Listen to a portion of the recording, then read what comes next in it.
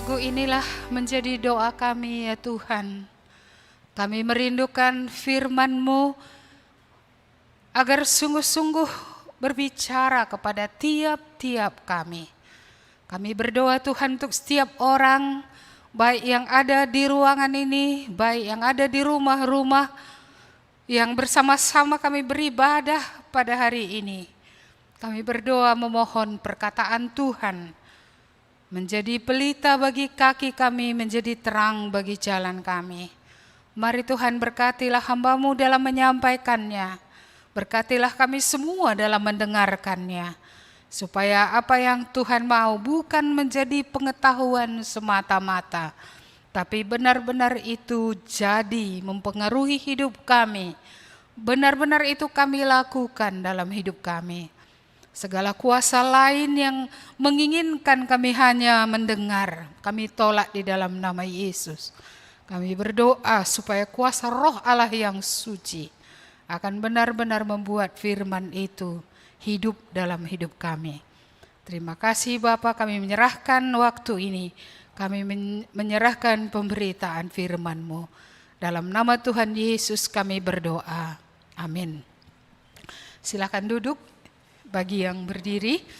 Mari kita membuka Alkitab kita. Kita akan melihat Matius pasal 13 ayat 1 sampai 9 dalam khotbah ini. Matius pasal 13 ayat 1 sampai 9. Walaupun kita fokus sebenarnya hanya pada ayat 8, tapi saya membaca ayat 1 sampai 9 untuk melihat konteks daripada firman Tuhan ini. Saya bacakan demikian firman Tuhan. Pada hari itu keluarlah Yesus dari rumah itu dan duduk di tepi danau. Maka datanglah orang banyak berbondong-bondong lalu mengerumuni dia sehingga ia naik ke perahu dan duduk di situ, sedangkan orang banyak semuanya berdiri di pantai. Dan ia mengucapkan banyak hal dalam perumpamaan kepada mereka, katanya, adalah seorang penabur keluar untuk menabur. Pada waktu ia menabur, sebagian benih itu jatuh di pinggir jalan. Lalu datanglah burung dan memakannya sampai habis. Sebagian jatuh di tanah yang berbatu-batu, yang tidak banyak tanahnya. Lalu benih itu pun segera tumbuh karena tanahnya tipis. Tetapi sesudah matahari terbit, layulah ia dan menjadi kering karena tidak berakar. Sebagian lagi jatuh di tengah semak duri, lalu makin besarlah semak itu dan menghimpitnya sampai mati. Dan sebagian jatuh di tanah yang baik, lalu berbuah, ada yang 100 kali lipat, ada yang 60 kali lipat, ada yang 30 kali lipat. Siapa bertelinga, hendaklah ia mendengar. Ayat 8 bersama-sama, 1, 2, ya. Dan sebagian jatuh di tanah yang baik, lalu berbuah. Ada yang 100 kali lipat, ada yang 60 kali lipat, ada yang 30 kali lipat. Ayat 9 saya sendiri yang baca. Siapa yang bertelinga? Siapa bertelinga? Hendaklah ia mendengar. Iya. Tema kita hari ini, tanah yang baik berbuah berlipat ganda. Iya. Baik. Kita berulang kali mendengar bagaimana Yesus selalu berbicara lewat perumpamaan ya. Kali ini perumpamaan pertanian. Apakah karena dulu di Israel memang mereka semua lebih banyak petani daripada usaha-usaha yang lain. Kita tahu bahwa tanah mereka adalah tanah yang pada waktu itu masih baik untuk pertanian ya. Walaupun ada juga tentunya karena di sana ada banyak laut, ya tentu banyak nelayan-nelayan di sana, dan kita tahu murid-murid Tuhan itu banyak berasal dari nelayan. Ya, kita mungkin di sini semua orang tua kita atau nenek moyang kita bertani ya, lebih mengerti dunia pertanian, barangkali begitu ya. Kalaupun tidak demikian pasti sedikit banyaknya kita tahu tentang tanaman, karena mungkin di halaman rumah kita menanam tanaman-tanaman. Iya, dan tanaman nggak mungkin ditanam di tempat yang keras, karena kalau keras dia nggak tumbuh. Iya, di tempat yang tadi tipis tanahnya, di bawahnya juga batu, nggak mungkin tumbuh dengan baik. Datang matahari tadi sudah layu, apalagi kalau banyak semak-semak, kalau ditanam di situ, bagaimanakah tanaman itu bisa, jangankan berbuah, tumbuh saja pun bagaimana dia bisa bertumbuh. Jadi berbicara tentang tanah yang baik, tanah itu tidak mungkin keras. Berbicara tentang tanah yang baik, tanah itu juga nggak mungkin ya batu-batu di dalamnya semua. Berbicara tentang tanah yang baik, tanah yang baik nggak mungkin di situ semak duri, nggak mungkin. Iya. Jadi ini dulu untuk mengetahui tanah itu baik. Kalau keras dia nggak usah tanamilah, ya kan? Karena nggak akan tumbuh, sia-sia bibit itu, sia-sia. Iya. Dan di tempat di mana juga tadi batunya di bawah tipis sajanya, sedikit aja tanahnya, semua di bawah batu, ya. Kita sudah tahu tumbuh memang dia dengan happy awal-awalnya ya. Tapi ketika masalah datang dia tak akan bertahan, mati juga. Apalagi kalau tadi banyak ya semak belukar di sekitarnya, ditanam pun dia, ya kan, dihimpit oleh semak belukar itu, ya. Jadi kalau begitu untuk mengenal tanah yang baik itu tadi ciri-cirinya ya. Tanah di sini tentu berbicara tentang hati. Iya, hati yang keras itu membal semua, membal, nggak masuk. Masuk dari telinga kiri, keluar dari telinga kanan. 26 tahun mendengar firman Tuhan, nggak ada yang tinggal. Nggak ada yang bertumbuh, bahkan apalagi menghasilkan buah. 26 tahun, bisa gitu? Bisa. Kalau hatinya tetap keras, kalau hatinya tetap batu, aspal ya, nggak bisa. Makanya ini sekaligus untuk mengevaluasi hati kita. Ya, karena tanaman ini sudah banyak ditanam ini. Ya, sudah banyak firman yang kita dengar. Sudah sangat banyak. Iya. Tapi berapakah di antara firman itu? DNA firman itu dia akan menghasilkan buah ya. Iya, tapi ini firman tadi mati. Ya, tidak menghasilkan keselamatan, tidak menghasilkan perubahan, tidak menghasilkan pertumbuhan, apalagi menghasilkan buah. Jadi tanah yang keras, adakah hati kita keras? Ya, kita duduk memang ikut mendengar, tapi melayang-layang. Di mana pikiran kita? Tidak masuk firman Tuhan itu. Sekian tahun sudah berlalu. Ya, keselamatan saja enggak jadi-jadi. Pengampunan dosa saja enggak jadi-jadi. Iya, yang jadi adalah apa? Keras tadi, apa yang dia mau tetap dia mau. Apa yang menurut dia baik itu tetap menurut dia baik, bukan apa yang menurut Tuhan baik, diakuinya itulah yang terbaik. Iya, jadi tanah yang baik, hati yang baik bukan hati yang keras. Tanah yang baik juga bukan tanah yang berbatu-batu. Iya. Kita sudah sering membahas tentang batu dalam hati ya. Apa batu dalam hati? Iya, apa batu? Dari mana batu ini? Ya, saya rasa itu berasal dari ketika Adam dan Hawa keluar dari Taman Eden. Batu itu dari sana mulanya. Karena mulai dia tidak lagi menghormati Tuhan adalah Tuhan. Jadi sejak hari itu banyak batunya di dalam. Kalau nggak ada batunya, mengapa Kain membunuh Habel? Bukankah dia saudaranya saudara? Bukankah dia adiknya? Mengapa tidak ada belas kasihannya? Mengapa iri hatinya bahkan kepada saudara sendiri? Sehingga dia bukan saja berniat, tapi dia melakukannya. Ya, dia membunuh adiknya sendiri. Ini batu apa ini? Batu kebencian, batu iri hati, batu dendam, batu apa ini? Ya, itu yang ada pada hidup Kain. Ada banyak batu. Ya, apalagi kalau kita ditolak dari kecil, kita merasa ditolak di tengah-tengah keluarga. Ada batu bahwa kita merasa tidak berharga. Kita merasa kita ini orang yang ditolak, bukan orang yang dikasihi. Dan kalau ini dibesarkan terus, ya, ini batu-batu yang ini tidak dibongkar, apa yang akan terjadi?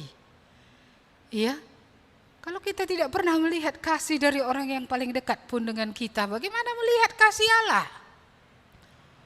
Trauma, ya, membuat batu-batu ini tetap di situ. Kalau tidak dibongkar, tidak masuk tanaman itu tadi dalam. Memang ketika dengar firman Tuhan, wah apalagi di gereja ngerti deh gitu, senang, happy gitu ya, merasa seperti di sorga sebentar saja. Ketika muncul pergumulan, yang itu dibangkitkan lagi, nggak mungkin Tuhan mengasihimu, mamamu aja tak mengasihimu. Nggak mungkin Tuhan mengasihimu, bapakmu aja seperti itu kepadamu, dia benar-benar membuang kau. Begitulah misalnya kan. Ini kan batu yang besar ini. Ini batu yang besar. Belum lagi kita keturunan penyembah berhala, batu besar kita banyak. Ya batu besar yang disembah pun memang ada, pohon besar disembah ada, pohon pisang disembah ada. Ya geritan nenek moyang kita ada, di mana ya tulang-tulang nenek moyang kita disatukan semua di situ, dihormati pula itu, ya dihargai lebih daripada menghargai Tuhan. Ini semua menjadi batu yang membuat hati bukan tanah yang baik, enggak tanah baik. Macam mana mau baik? Iya, karena masih di situ, iya, masih di situ jeruk purut nini piring dulu kan gitu ya, masih dibawa tanah dari Silalahi sana ke Medan sini ditaruh di rumah. Bagaimana akan tumbuh ya bibit yang baik tadi? Bagaimana akan tumbuh dan bagaimana akan berbuah? Ya, bagaimana akan berbuah kalau dihimpit terus, dunia terus menghimpit, kesenangan menghimpit. Ya, begitu banyak kesenangan dunia ini tawarkan. Kesenangan dalam hal daging, kesenangan dalam hal kemuliaan, dan kesenangan dalam hal apa saja. Banyak kesenangan yang ditawarkan oleh dunia. Ini semua menghimpit, menekan. Ya, apalagi kalau ada pemikiran, kami sama-sama dulu sekelas loh, dia sudah seperti ini, saya seperti ini, gagal saya ini gitu ya. Gagal kalau itu membuat dia dekat dengan Tuhan dan mulai datang kepada Tuhan, ya baik. Tapi masalahnya bukan, kalau dia bisa gitu kenapa kau enggak, kata istrinya pula. Iya, dia sudah punya mobil, kita sepeda motor buta sepeda pun enggak ada katanya kan. Sudahlah, ditekanlah kan gitu ya, ditekan, dihimpit. Himpitan dari dunia membuat juga mati. Makanya banyak orang ngaku terima Tuhan Yesus nanti mati. Kenapa? Karena mungkin dia yang dangkal itu tadi, yang tanahnya tipis, dalamnya masih belum dibongkar. Belum dibongkar. Atau dia mungkin himpitan semak ini tadi, dunia tadi. Wah, pengen juga dia seperti orang itu gitu ya kan? Iya, pengen dia seperti orang itu, glamor, hidup tanpa bekerja tapi menghasilkan banyak uang. Dia ingin kesenangan, ya kan? Iya, dihimpit oleh apa? Dihimpit oleh pornografi, dihimpit oleh apa? Dihimpit oleh game, dihimpit oleh apa? Oleh apa saja dari dunia ini. Mati. Itu bukan tanah yang baik. Lalu mengapa kita singgung tentang tanah yang tidak baik ini?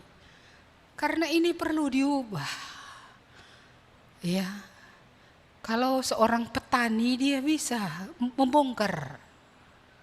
Dia bisa mencangkuli dan mengambil batu-batu itu keluar. Dia bisa membongkar akar lalang itu sampai ke dalam sehingga ditarik sampai ke akar-akarnya semak-semak duri tadi. Hanya Tuhan yang bisa melembutkan hati yang keras seperti batu. Hanya Tuhan yang bisa juga membongkar masa lalu yang begitu gelap, yang terus dibawa kepada hari ini, kepada hidup pribadi, kepada hidup pernikahan, sehingga pernikahan pun tidak pernah benar-benar, ya, benar-benar tidak ada jarak antara pasangan. Hanya Tuhan yang sanggup untuk membongkar semua, ya, yang sudah selama ini dinikmati, yang sudah selama ini menghimpit menindih, ya. Apakah itu kesenangan akan asal muncul, ya, baju beli gitu, ya, seperti itu. Kadang bukan karena mesti mahal gitu, enggak, kebiasaan membeli, kebiasaan sudah terbiasa. Kalau enggak beli rasanya, padahal dibeli pun disangkutkan aja di lemari terus, apalagi kayak gini, ya, pandemi gitu, ya. Kenapa enggak dibagi aja kepada orang memerlukannya? Kenapa penuh lemari itu dengan baju yang masa lalu, 20 tahun lalu masih ada di situ, tidak dipakai lagi, bahkan mungkin sampai mati nggak akan dipakai lagi, tapi tidak diserahkan juga kepada yang lain. Betapa kita sangat terhimpit, dihimpit oleh yang tak berguna sebenarnya, semak-semak duri, semak-semak yang tak berguna, yang menghimpit. Dan sangat sedih kalau melihat, iya, 4 ini tadi, tanah ini, 3 sebenarnya adalah 0. 3 walaupun pernah seperti tumbuh, atau memang tumbuh dangkal, terlalu dangkal sehingga tak bisa berakar dalam, tak tahan dengan sedikit pergumulan, tak tahan dengan matahari panas, tak tahan dengan sedikit penganiayaan atau sedikit penderitaan, sudah membuat layu hilang, ya, tak tahan dengan semua itu. Jadi kalau ada yang firman ini gak ada tinggal, heranlah aturnya kamu. Kenapa? Ditabur oleh penabur yang berpengalaman, ya, yang ditaburkan bukan benih ompong, bukan. Ini benih berisi, yang isinya itu menghasilkan kepada hidup, kepada kekekalan malah. Ini bukan benih kopong, ya, bukan. Ini benih padat, bernas, yang memberikan hidup, yang memberi pertumbuhan, yang di dalamnya ada DNA untuk bereproduksi, untuk pelipat gandaan. Saudara-saudara, bukan salah penabur, bukan salah benih, tapi di mana masalahnya ini? Masalah tanah, masalah hati, tempat, ya, benih itu ditanam. Kalau ada di antara kita, selalu firman itu lewat, nggak ada tinggal, nggak ada berbuah. Setan selalu ngambil firman itu sehingga nggak ada tinggal. Ini harus benar-benar datang kepada Tuhan. Tuhan, ngomong kelateku dan dagi aku, sudah heran kali aku nengok aku ini. Sudah sering ku dengar, ya, tapi nggak ada jadi. Ketika ditanya tersinggung pula aku. Masa dikiri-kiri kerina kita ngometua gitu, ya. Masa digali-gali semua masa lalu kita. Saudara-saudara yang dikasihi Tuhan, adakah jadi? Itunya maka kamu ditanya. Karena nanti bolak-balik kamu ke GKMI Kasih Anugerah ini, gak ada firman itu menghasilkan keselamatan. Gak ada menghasilkan kehidupan yang baru. Gak ada menghasilkan kekuatan untuk memuliakan Tuhan hidup di bumi ini. Lalu kenapa kamu gak ditanya? Kalau kamu ditanya, siapa tahu dengan itu kamu sadar, supaya kamu bisa datang kepada Tuhan. Tuhan, akulah itu.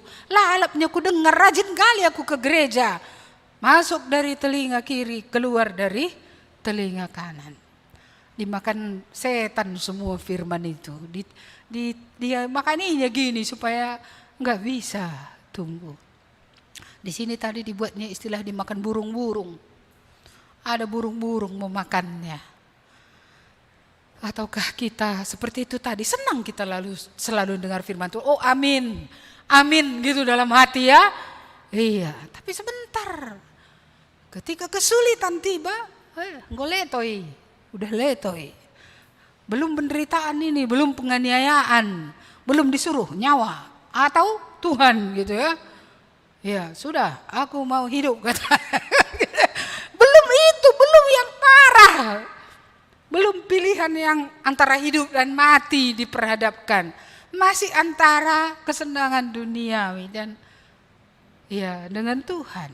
Pilih mana gitu. Iya. Ini ya, jadi mari kita teliti apa yang selama ini membuat nggak berakar, nggak bertumbuh, nggak berbuah. Ya kan nggak mungkin berbuah dulu kalau belum berakar. Berakarlah dulu, bertumbuhlah dulu, baru dia berbuah. Itu kan urutannya ya. Apa berbuah dulu baru berakar, baru bertumbuh ya. Terbalik ya kan. Berakarnya dulu, bertumbuh, baru menghasilkan buah. Tanah yang baikkah hati kita? Iya. Supaya jangan nanti orang lain selalu menghimpit. Sehingga nggak jadi kamu ke surga. Kamu pikir kamu ke surga, tapi mendaratnya nanti di neraka. Kenapa? Karena mata Anda tidak pernah kepada Tuhan tertuju. Tapi tetap tertuju kepada orang-orang di dunia ini.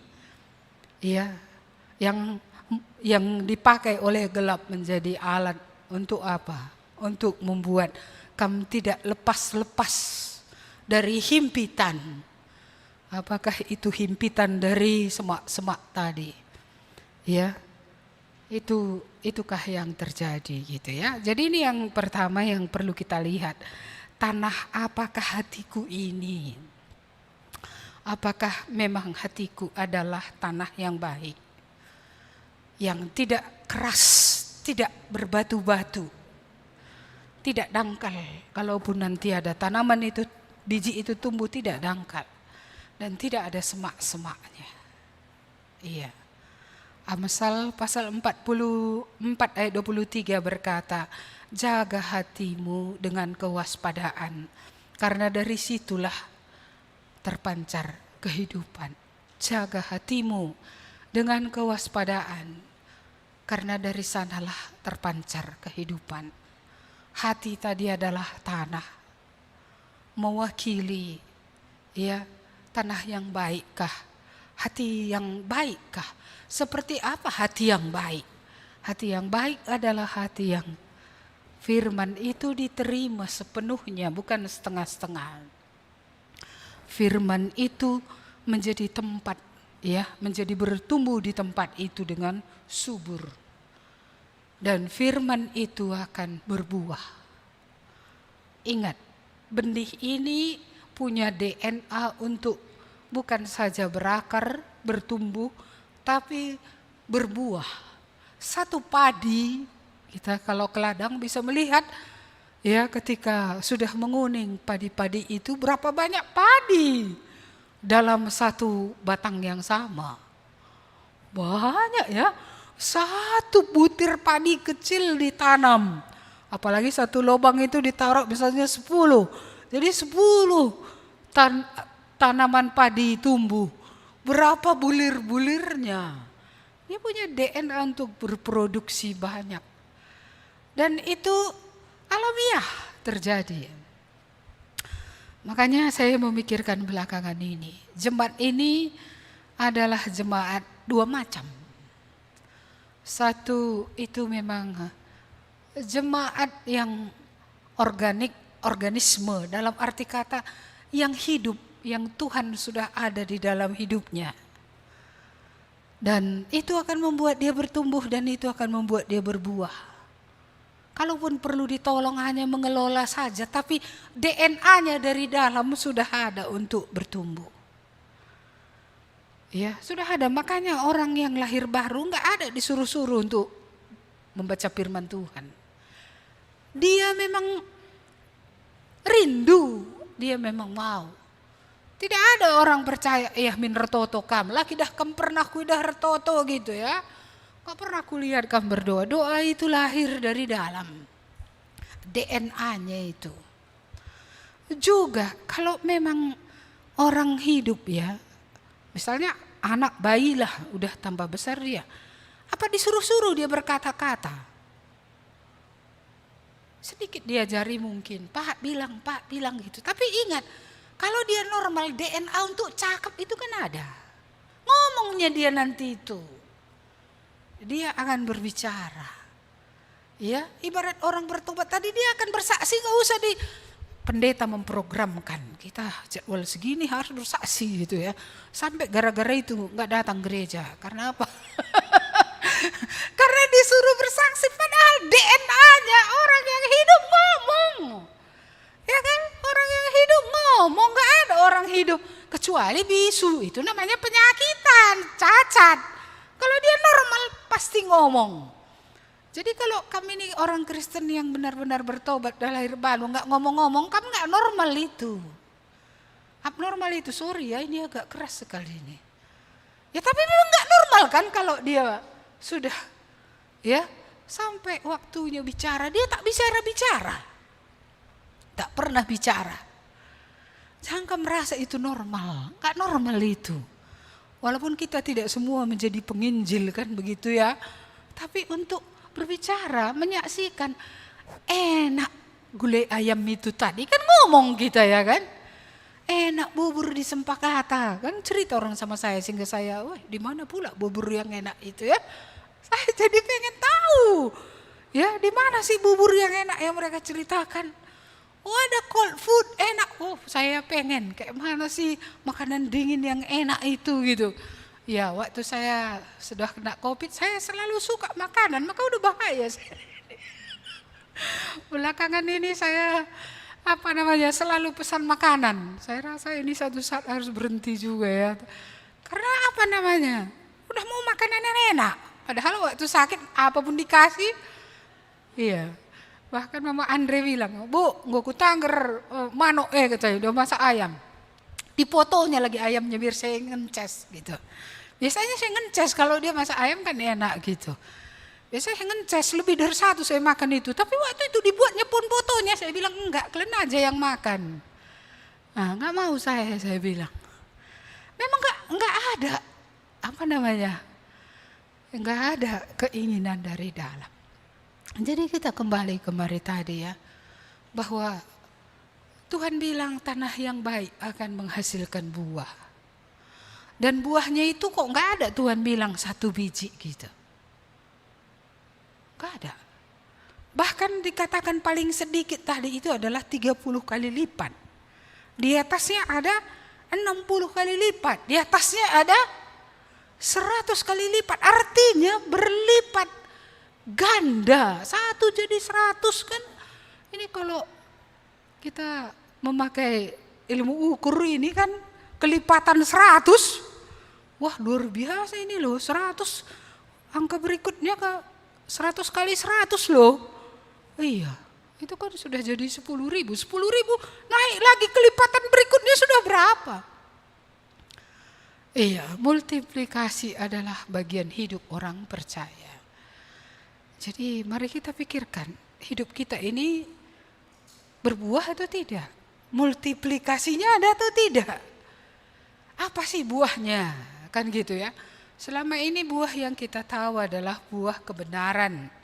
Iya, buah kebenaran. Mari kita baca ini sebentar. Filipi 1 ayat 9 sampai 11. Filipi pasal yang pertama ayat 9 sampai 11. Saya bacakan. Dan inilah doaku, semoga kasihmu makin melimpah dalam pengetahuan yang benar dan dalam segala macam pengertian, sehingga kamu dapat memilih apa yang baik, supaya kamu suci dan tak bercacat menjelang hari Kristus, penuh dengan buah kebenaran yang dikerjakan oleh Yesus Kristus untuk memuliakan dan memuji Allah. Buah kebenaran. Iya. Apakah kita sudah berbuahkan buah kebenaran? Benar dalam berpikir kita, benar dalam berkata-kata, benar dalam dalam semua sikap hidup orang yang percaya. Apakah perkataan kita pun memang sudah benar, enggak ada lagi perkataan-perkataan yang bukan hanya dusta, tapi perkataan yang seperti putih tapi tidak putih sebenarnya. Setengah benar. Saudara-saudara, buah kebenaran. Hendaklah kebenaran bergulung-gulung di tengah-tengah orang percaya menjadi buah. Dan orang lihat, oh orang percaya itu kok benar ya, kok jujur ya, kan gitu ya. Dan itu menjadi sesuatu yang menarik bagi orang lain, karena di dunia ini orang selalu ditipu oleh orang lain. Orang lain mengeksploitasi, orang lain mencari untung. Tetapi orang percaya itu tidak demikian. Mereka benar. Mereka benar. Itu ada orang jualan di sana, orang percaya. Aku senang datang. Kenapa? Karena dia benar, kilonya benar. Susah mencari kilo yang benar. Ya, orang sulit mencari yang benar sekarang. Kadang orang ngomong udah bertobat pun dia, saya masih begini kepala saya. Tuh ngisi kata kenetah lang. Benarkah yang dibilangnya itu atau enggak? Orang bertobat di gereja ini pun kadang masih gitu saya, tanda tanya saya. Benarkah yang dia bilang ini atau enggak? Seberapa persen benar? Saudara-saudara, buah daripada menerima firman dalam hidup adalah benar, kebenaran. Hidup dalam kebenaran Allah. Yang benar menjadi benar.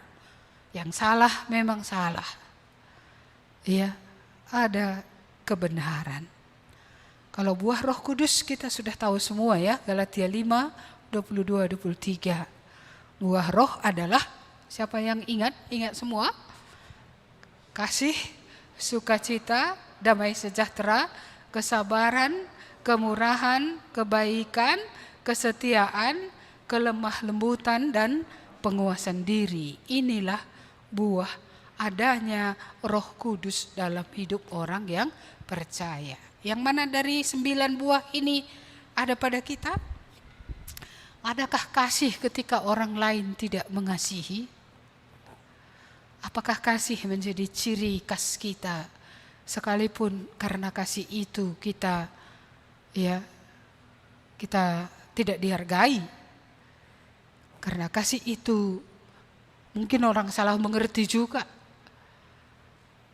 Iya, adakah kasih menjadi ciri khas kita? Entah kita untung atau rugi, kasih itu masih akan tetap ada. Entah kita dihormati atau dihina, apakah kita berhenti mengasihi orang itu? Adakah sukacita? Iya, ini pakai masker nggak bisa lihat mukanya sukacita atau enggak ya, cuma matanya. Dari matanya kalau dekat gitu bisa dilihat cahaya matanya gitu ya kan. Cahaya matanya ini memancarkan kesedihan kah atau sukacita. Ya, jadi banyak juga karena masker ini bisa disembunyikan ya. Mungkin bibir sedang ditarik ke atas karena sedih, tapi nggak nampak karena ditutupi dengan masker. Iya, adakah sukacita dalam hidup kita? Di tengah arus gelombang keadaan yang menimpa, masih adakah sukacita? Tadi dibahas tentang sukacita melakukan firman Tuhan. Adakah sukacita karena Tuhan mengampuni? Adakah sukacita karena disertai di tengah lembah, di tengah gunung, di tengah segala keadaan? Tuhan, Kau ada di situ, cukuplah bagiku. Cukupkah Tuhan bagi kita? Sukacita, adakah damai sejahtera, tenang, tidak panik? Tidak panik. Lawan dari damai sejahtera saya rasa adalah gerasa gerusu. Ribut semua. Ya, heboh. Ya. Buah Roh Kudus adalah tidak heboh, tapi tenang, damai sejahtera. Damai sejahtera seperti burung yang pernah saya ceritakan dulu di tengah-tengah pohon. Masih nyanyi dia, puji Tuhan, haleluya, trililili, kan gitu ya. Di tengah apa?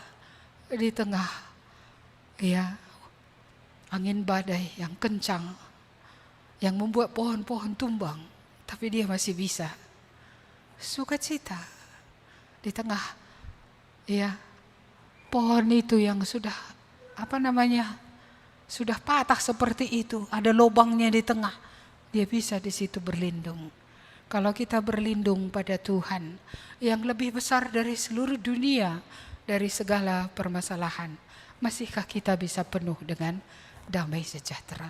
Ini muka kita pun merengut terus. Sudah bertambah tua usia, memang karena umur harus makin keriput. Ditambah dengan tak ada sukacita, tak ada damai sejahtera. Makinlah kayak jeruk purut. Iya, buah Roh Kudus adalah damai sejahtera. Buah Roh Kudus adalah sabar. Sabar. Sabar itu di dalamnya ada ketabahan, tabah. Ya, tahan ketika diperhadapkan dengan semuanya itu. Buah Roh Kudus adalah kemurahan. Di tengah kita tidak memiliki banyak, kita masih mengulurkan tangan untuk orang lain yang lebih susah daripada kita. Inilah kemurahan, bukan memberi dari kelebihan.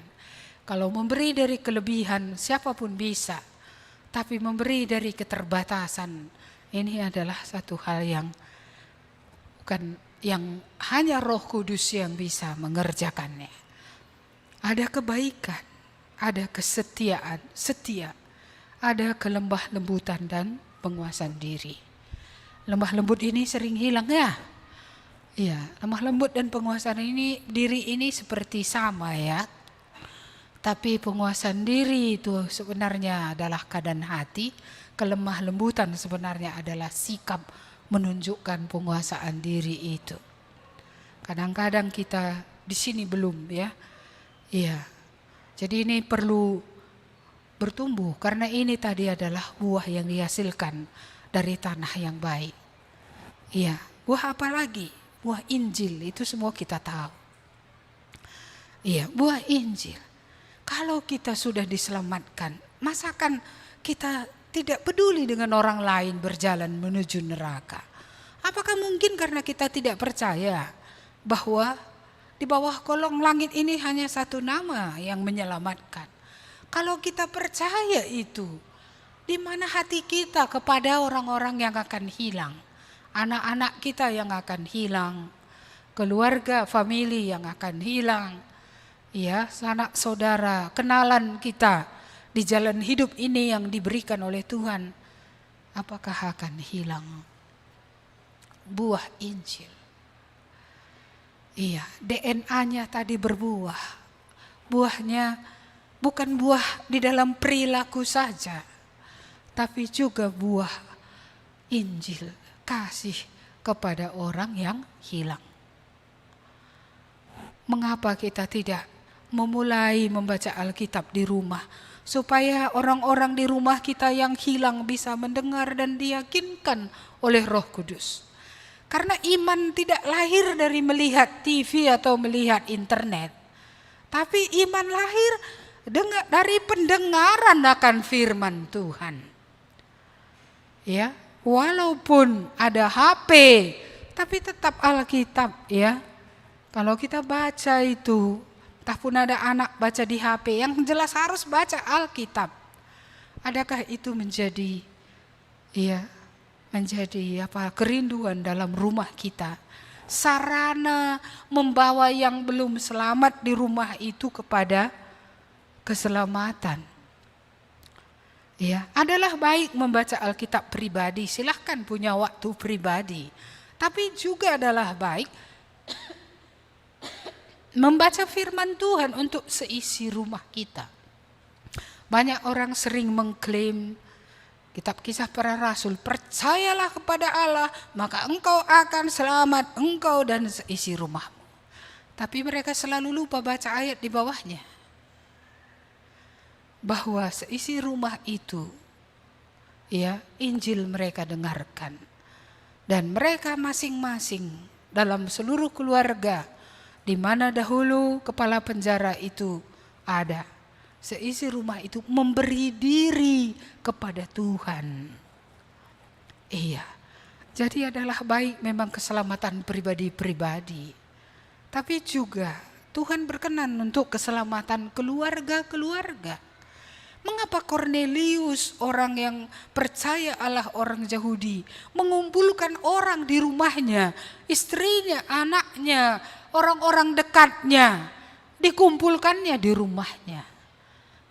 Sehingga waktu Petrus datang, mungkin Petrus pikir dia akan hanya berhadapan dengan Kornelius, tapi di situ dia menemukan sudah banyak yang hadir. Siapa yang hadir? Istrinya hadir, anaknya hadir. Orang-orang yang dekat dengan hidup Kornelius dikumpulkan untuk apa? Sama-sama mendengar. Dan mereka mendengar dan mereka diselamatkan. Iya, saudara-saudari yang dikasihi Tuhan, mari ya. Kita beruntung ditempatkan. Masih ada satu orang gitu ya di sebuah keluarga yang sudah diselamatkan, dia ditempatkan di situ supaya dia bisa share, supaya membagi tentang Tuhan, tentang Injil, supaya orang-orang yang di sekitar itu semua bisa diselamatkan, walaupun tidak semua masuk ke dalam satu gereja yang sama. Ya. Saya menyuruh kalian menginjili siapa saja, tidak semua harus dibawa kemari. Yang Tuhan tuntun kemari ya kemari, yang enggak kemari masuk kerajaan Allah. Itu yang penting. Ya. Karena setiap orang, kita membangun kerajaan Allah. Ya pengen juga sih gereja kita jangan sedikit jemaatnya ya kan. Tapi ingat, lebih tinggi daripada membawa orang kepada gereja adalah membawa orang kepada Tuhan. Karena gereja tidak ikut ke sorga. Gereja dalam arti kata bangunan atau organisasi, orangnya yang ke sorga. Bukan gedungnya, gedung ini nanti tinggalkan ini. Iya. Saudara-saudari yang dikasihi Tuhan, mari ya anak-anak kita. Paling tidak ini dulu pelipat gandaannya. Ini dulu yang di dekat kita. Ya saya bersyukur tadi Yanti mulai menyaksikan tentang bebannya terhadap gangnya itu ya. Iya. Gang di mana dukun berkuasa selama ini gitu, kerasan kegelapan. Tapi di mana ada hatinya mulai berdoa supaya anak-anak itu, bukan hanya anak-anak itu, orang tua itu pun. Tapi enggak apa-apa kalau anak-anak ini dulu, tah lewat ini nanti orang tuanya juga jadi merindukan dan kemudian bisa diselamatkan. Iya. Jadi ada gereja kecil lagi di sana. Artinya apa? Ada orang-orang dilayani bertobat di sana. Ini gereja yang sebenarnya. Orang ini akan masuk surga walaupun dia belum masuk ke dalam gereja yang hidup. Dalam arti kata gereja yang mengajarkan kepada dia dengan penuh firman Tuhan. Tidak menjadi masalah. Saya rasa di dunia kita sekarang ini dengan teknologi ini kita mengenal kawan-kawan dari Hindu, Buddha dan lain. Kan kita bisa menceritakan firman kepada mereka. Ketika mereka bertobat belum masuk gereja, mereka masuk surga atau tidak? Masuk surga. Masuk surga loh. Jadi bagaimana? Mari ya supaya berbuah tadi. DNA kita berbuah kalau saudara memang tanah yang baik. Kalau saudara memang sudah menerima Tuhan, menerima firman Tuhan. Firman Tuhan sudah menghidupi, memberikan saudara kehidupan rohani. Iya, maka saudara punya DNA membawa reproduksi. Ya. Walaupun mungkin tidak 30 kali lipat dulu, 1 dulu. Atau lebih dari 1. Tapi DNA saudara adalah bereproduksi, menghasilkan buah, termasuk buah Injil, yaitu jiwa-jiwa yang dibawa kepada Tuhan. Iya, ketika kita komunikasi gitu ya, kan nggak perlu seluruh Alkitab, enggak, sederhana saja. Siapa Yesus itu? Bagaimana apa yang dikerjakannya untuk kita? Ya, dan kalau kita di rumah baca firman Tuhan bersama-sama nggak tahu bagian mana, berurut aja dibaca Alkitab, buat aja 3 pertanyaan. Apa yang diceritakan sini tentang Tuhan? Anak-anak pun bisa jawab semua. Apa yang diceritakan ya tentang manusia? Lalu apa ya yang disuruh Tuhan kita lakukan? 3 itu aja. Tiap kali orang-orang, bapak-bapak, ibu-ibu yang merasa saya tidak bisa bicara, kurang pengalaman, 3 pertanyaan itu aja. Pilih nats tertentu atau berurutan juga bisa. Atau kisah-kisah apa yang dilakukan Yesus saja dulu pun bisa. 3 pertanyaan saja. Apa yang ceritakan tentang Tuhan, apa yang ceritakan tentang manusia, apa yang Tuhan katakan untuk dilakukan. Itu aja. Sederhana kan? Setiap orang bisa buat kelompok. Jangan bilang saya nggak bisa tiap kelompok mau dimulai. Maunya pendeta yang khotbah di sini. Enggak, Yanti bisa khotbah. Ya kan? Bapak Abi bisa khotbah. Semua orang percaya di gereja ini bisa sampaikan firman Tuhan sama orang lain. Kan kamu nggak perlu membahas dari kitab Kejadian sampai Wahyu, bukan? Kamu perlu cerita Yesus. Perlu cerita siapa Yesus itu. Ya, betapa besar kuasanya, apa yang dia sanggup lakukan, apa yang dilakukannya, ya, apa yang dikerjakannya, bagaimana dia membaharui, bagaimana dia mengasihi. Roh Kudus akan membuat itu tumbuh. Dan bukan saja saya ya membawa seseorang, orang itu akan membawa orang lain itu bisa membawa orang lain. 4 generasi, 5 generasi, ketika kita masih hidup masih bisa loh.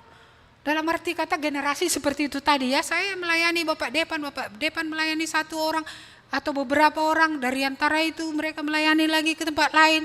Atau kelompok kecil, enggak usah kelompok besar-besar, kelompok 3-5 orang yang sampai kepada pertobatan. Kenapa?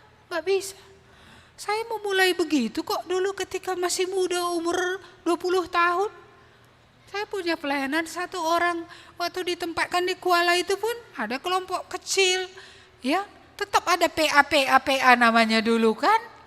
Apa artinya PA itu? Membawa kepada pengenalan akan Tuhan dan hidup dalam firman Tuhan. Tidak ada penonton di kerajaan Allah yang di dunia ini pun, gak ada. Semua orang bisa ya bersaksi, setiap orang bisa cerita. Setiap orang bisa buat PA pribadi 2-3 orang. Setiap orang bisa buat kelompok kecil. Jadi kalau yang sudah bertobat ini mungkin entah berapa persen ya, semua punya kelompok 3 orang, bagaimana kita multiplikasinya coba? Tuhan pasti sangat senang karena Tuhan senang kalau kita berbuah banyak, bukan? Apa ada ayat Alkitab buahnya sikit-sikit Tuhan puas gitu ya? Nggak ada. Ya, bahkan dalam Yohanes pasal 15 itu, jika kamu tinggal di dalam aku dan aku dalam kamu, kamu berbuah banyak. Iya. Dan dalam berbuah banyak itulah Allah dimuliakan. Nah, justru kalau nggak ada buah yang Allah nggak dimuliakan. Iya, jadi ini mungkin yang harus menjadi pergumulan kita ya. Setelah sekian lama, apa buahnya ya? Kalau buah benar tadi ya sudah mulailah. Artinya sudah mengatakan mana yang benar gitu. Kalau buah Roh Kudus sudah mulai ada walaupun belum 100% gitu ya. Tapi buah Injil 1% pun gak ada, gimana itu? Iya. DNA kita adalah melahirkan buah. Padi menghasilkan padi nak. Iya. Gak ada padi kosong semua lalu petani akan bersuka cita gitu, gak ada. Iya, Allah akan bersuka cita kalau kita berbuah lebat. Iya, jadi mari ya, semua orang yang dibuat iblis rendah diri, iblis yang membawa rendah diri, bukan Tuhan. Iblis yang berkata saudara tak bisa dipakai, saudara tak berguna. Tuhan bilang saudara berguna, saudara mulia, saudara dikasihi, saudara mau difungsikan, saudara mau ya benar-benar difungsikan oleh Tuhan. Makanya setiap orang bertobat dikasih karunia, ya dikasih karunia, ada kemampuan. Jadi selain bisa memainkan musik, jangan musik aja bagiannya, aku musik saja gitu ya. Lalu ada orang lain yang senang musik, dia senang dia nyanyi. Sini kau dek, kau senang lalu nyanyikan, kau ajari kau lagu. Dari situ masuk firman Tuhan, apa susahnya sih? Menginjili ini sangat mudah kalau mau mulai. Mulainya itu aja yang susah. Kalau sudah mulai aman aja itu, lancar itu nanti. Cuma memulainya inilah selalu iblis itu selalu bilang, kamu tidak cocok, kamu tidak layak. Tapi Tuhan bilang, kamu semua ditebus untuk menjadi terang. Kamu semua ditebus untuk menjadi garam. Kamu semua ditebus, ditempatkan, gak langsung diangkat ke sorga. Supaya berkat Abraham sampai dari kamu, lewat kamu, kepada orang lain. Bahkan kepada suku-suku yang beda dengan suku kita. Iya, Tuhan ingin kita semua diberkati. Diselamatkan itu kan diberkati kan? Iya, supaya kita memberkati, menjadi berkat bagi begitu banyak orang. Buah apa lagi ya? Titus 3 ayat 14. Waktu saya sudah habis, kita cepat saja. Titus pasal 3 ayat yang ke-14. Iya. Titus, di mana Titus ya? Ya, sesudah Timotius. Titus 3 ayat 14 saya bacakan.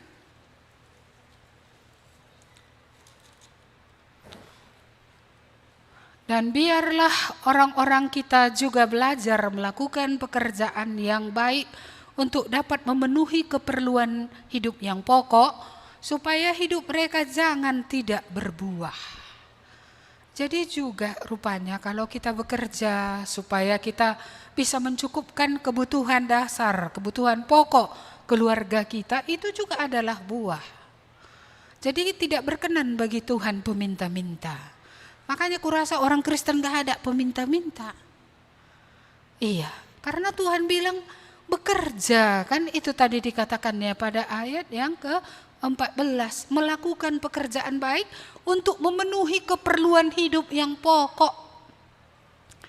Kalau kita masih sehat, jangan minta sama anak ya. Enggak mulia Tuhan seperti itu. Jangan bergantung kepada pemilih. Jangan bergantung kepada orang-orang lain. Jangan kamu nanti lapar, pergi kamu ke rumah orang lain yang kamu kenal. Iya, dia sudah buat jadwal makannya seminggu di kulkas. Datang kamu buka kulkasnya, kamu makani makanannya, kamu ambil buahnya.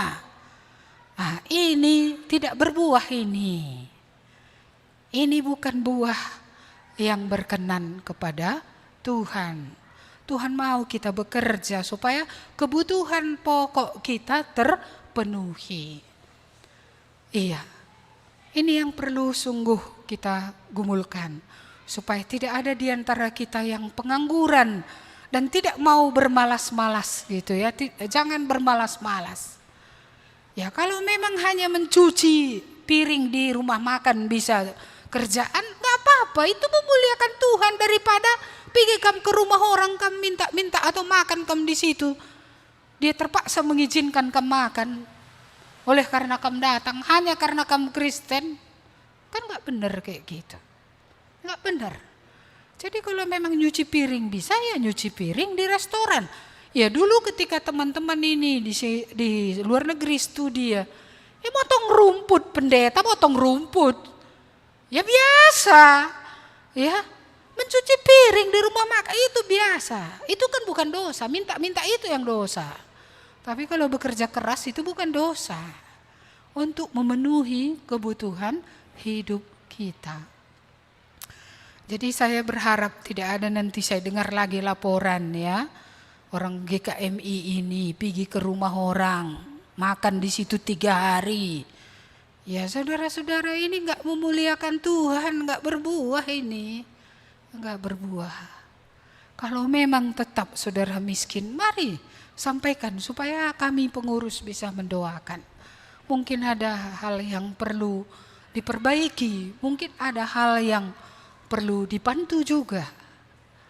Ya, kita jangan berdiam diri kalau memang kita sudah bergumul di hadapan Tuhan dan tidak bisa sama sekali. Gereja bukan saja memikirkan firman Tuhan. Saya ingat gereja mula-mula itu dulu, bagaimana mereka menolong orang-orang yang miskin, janda-janda. Tapi kita juga harus belajar tidak memberi tiap kali, tapi istilahnya bukan memberi ikan, tapi memberi pancing supaya akhirnya mereka bisa memancing, bisa bekerja dan dari situ mereka hidup. Tidak ada pekerjaan yang malu untuk dikerjakan. Selama pekerjaan itu adalah pekerjaan halal. Pekerjaan yang bukan membuat kita berdosa di situ. Iya, tapi kalau kamu bungakan uang, kurasa itu dosa. Berapa persen kamu dapat makan riba dari situ? Kamu ambil dari orang-orang memiliki kesusahan dalam hidupnya. Orang susah itu juga dia ditekan. Iya, dengan makan riba itu. Mari kita mulai benar. Mari benar. Karena mengerjakan tadi pekerjaan yang membuat kita cukup. Orang lain melihat, iya daipe mananak nalalap nindan gitu kan. Minta terus sama anaknya, enggak mulia Tuhan. Nanti kita ngomong soal Tuhan udah nguncim orang. Ya. Anak-anak pun kalau sudah besar tetap bergantung kepada orang tua. Enggak cocok juga. Enggak cocok. Itulah sebabnya tugas kita orang tua membawa anak bukan kepada firman aja, kepada pertobatan. Tapi kemandirian. Supaya bisa belajar bertanggung jawab menjadi orang dewasa di masa depan. Dilatih kerja, itu bukan dosa, itu wajib. Ya, supaya akhirnya mereka juga tidak akan menjadi generasi peminta-minta. Sikit-sikit minta dari orang tua. Berdoa supaya orang tua cepat mati agar hartanya bisa diambil untuk dijual. Dosa. Ya, dosa seperti itu. Anak harus diajar untuk mandiri. Orang tua tidak bergantung kepada anak, anak tidak bergantung kepada orang tua. Masing-masing bergantung kepada Tuhan. Kita harus benar-benar belajar. Iya, kita akan membaca 2 ayat lagi. Sebelum kita akhiri, saya minta maaf agak terlambat sedikit hari ini. Efesus pasal 5 ayat yang ke-9.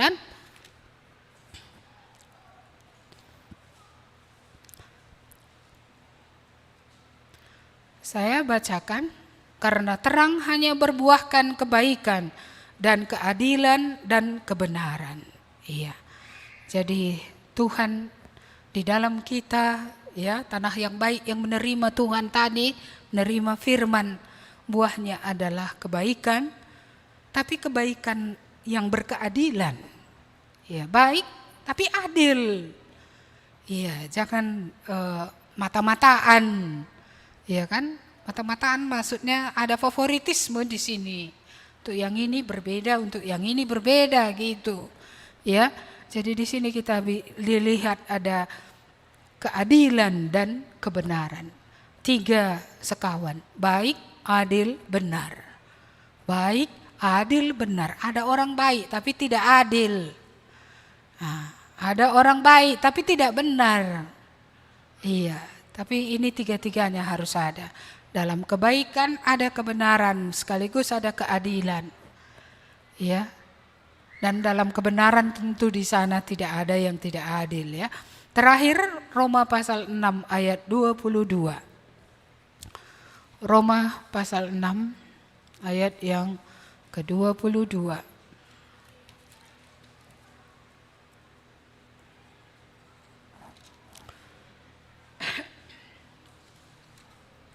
Saya bacakan, demikian firman Tuhan.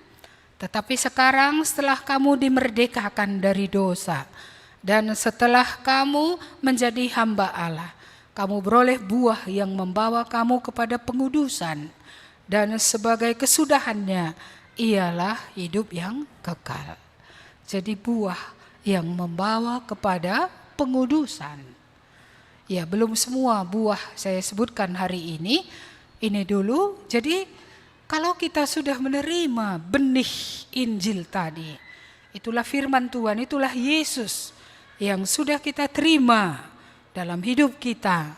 Bukan saja juru selamat, tapi dia Tuhan atas hidup kita. Maka ada buahnya. Buahnya adalah mencintai kekudusan. Senang dengan apa yang kudus. Satu-satunya kebencian yang dikenan Tuhan adalah kebencian terhadap dosa. Ya, manusia lain tak bisa kita benci.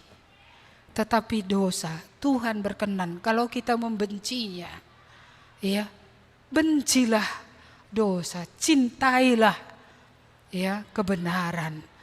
Jadi orang yang berbuah tadi, dia menghasilkan buah pengudusan. Makin kudus, bibirnya makin kudus, pikirannya makin kudus, makin dikuasai Tuhan. Kelakuannya makin kudus, hubungan satu dengan lain sebagai orang percaya kudus, hubungan satu dengan lain dalam suami istri juga bukan eksploitasi tapi kudus, saling menghargai, saling menghormati. Ya, ada kekudusan. Kekudusan yang menyeluruh. Bukan kekudusan dalam arti kata aku enggak keberhala lagi saja. Ya, bukan berarti aku enggak menipu lagi 1 kilo 9 on saja, bukan itu saja. Kekudusan dalam arti kata hubungan yang sehat, hubungan yang benar. Ya, hubungan yang saling menghormati, saling menghargai. Dan hubungan yang benar-benar memuliakan Tuhan. Iya, kita tidak sempat membahas tentang kekudusan hubungan. Mungkin suatu hari kita bahas khusus tema itu. Tapi intinya hari ini adalah jika hati saudara adalah tanah yang baik, tidak mungkin tidak berbuah. DNA daripada benih yang ditabur oleh sang penabur itu adalah DNA yang berakar, bertumbuh dan menghasilkan buah. Tidak ada hidup orang percaya yang tidak menghasilkan buah. Apakah itu buah kebenaran, apakah itu buah Roh Kudus, apakah itu buah Injil, apakah buah tadi bekerja kita supaya jangan nama Tuhan dihina orang untuk mencukupkan kebutuhan hidup kita secara pokok. Ya, apakah itu buah kebaikan, keadilan dan kebenaran, apakah itu buah pengudusan, ada berbagai jenis buah. Ada buah ketekunan yang kita tidak bahas hari ini, ada buah tahan uji. Ya, saudara-saudara, Tuhan mau kita berbuah lebat. Bukan buah pertobatan saja. Tidak lagi mencuri tapi tak berbuat apa-apa. Tuhan mau kita tidak mencuri tetapi kita bekerja keras supaya menghidupi kita dan sekaligus bisa menolong orang lain yang lebih berkesusahan daripada kita. Jadi marilah kita menghasilkan buah. Kalau memang tanah hati kita tadi adalah tanah yang subur. Berbuah, bertumbuhlah tiap-tiap tahun. Tahun ini buah kasih ini semakin dia nampak suci dan benar. Tahun depan tumbuh lagi. Ya, buah bagaimana hubungan tadi semua dijalin. Kemuliaan Tuhan di situ nampak. Keuntungan kerajaan Allah ada dalam sebuah persahabatan, dalam sebuah pergaulan antara orang percaya. Jadi betul-betul berbuah lebat. Tuhan bilang jika aku di dalam kamu, kamu di dalam aku, kamu akan berbuah lebat. Dan kalau kamu berbuah lebat, Bapa akan dipermuliakan. Amin. Mari kita berdoa. Tuhan, terima kasih. Kami berdoa supaya Roh Allah yang suci akan membuat kami melihat kedalaman hati kami. Jenis tanah seperti apanya hati kami ini sebenarnya. Supaya kami kalau mewakili 3 jenis tanah yang pertama, kami dapat bergumul di hadapan Tuhan. Berdoa kepada Tuhan untuk melembutkan hati yang keras, untuk membongkar batu-batu kehidupan kami. Bahkan untuk mencabut semua belukar yang sudah menghimpit yang berasal dari dunia ini selama ini ya Tuhan. Kiranya turunlah kemurahan Tuhan karena kalau sadar itu adalah pekerjaan Roh Kudus dan mau berubah itu adalah pekerjaan daripada Roh Kudus. Supaya tidak ada di antara kami tetap hatinya seperti tanah yang tidak menghasilkan apapun ini, yang sia-sia, yang tak berguna. Kami berdoa Tuhan supaya ada hati yang berseru kepada Tuhan. Dan kalau hati kami adalah sudah tidak lagi keras, tidak lagi bongkah-bongkahnya itu sudah dibongkar, tidak lagi ada di dalam, dan semak-semak dunia ini yang selalu mau menghimpit sudah dicabuti. Biarlah Tuhan juga menolong kami menjaga hati kami itu supaya tetap dia akan benih yang ditanam itu akan menghasilkan pertumbuhan, bahkan berbuah lebat sebagaimana yang Tuhan inginkan. Kami rindu hidup kami ini memang akan menghasilkan 30 kali lipat, 60 kali lipat, bahkan 100 kali lipat, sebagaimana yang Tuhan berikan kepada masing-masing. Kami berdoa Tuhan supaya kami memberi diri dipakai oleh Tuhan. Kami memberi diri untuk sungguh-sungguh mau melakukan apa yang Tuhan suruh untuk kami lakukan. Kami berdoa supaya Roh Allah yang suci akan memimpin tiap-tiap orang, tiap-tiap keluarga, supaya sungguh semua kami menghasilkan buah yang matang, buah yang manis, buah yang memuliakan Tuhan, buah yang membuat kerajaan sorga semakin lebar di dunia ini dan semakin lebar di kerajaan kekekalan. Kami merindukan Tuhan memberkati kami, supaya hidup kami memiliki dampak terhadap orang lain. Entah itu anak kami, entah itu tetangga kami, entah siapapun yang Tuhan bawa di jalan hidup kami. Mari Tuhan berkati kami semua, supaya tidak ada di antara kami yang sia-sia hidup, sia-sia memakan dari tanah itu. Kami berdoa supaya Roh Tuhanlah yang akan menolong kami semuanya. Jemaat, arahkanlah hatimu kepada Tuhan, hanya Dialah yang dapat mengubahkan engkau. Mintalah kepadanya dan Dia akan memberikannya kepadamu. Datanglah kepadanya dan engkau tidak akan dibuang, tetapi engkau akan diterima, dibentuk, dijadikan menjadi alat yang berguna dalam tangan Tuhan. Anugerah dari Allah Bapa, belas kasihan Yesus Kristus, penyertaan Roh Kudus menyertai saudara-saudara mulai hari ini seterusnya sampai Dia datang kembali. Amin. Kepada Allah beri puji. Kepada Allah beri puji, semua makhluk di bumi. Padanya ku beri pujian. Bapa, Anak, dan Roh Suci. Amin.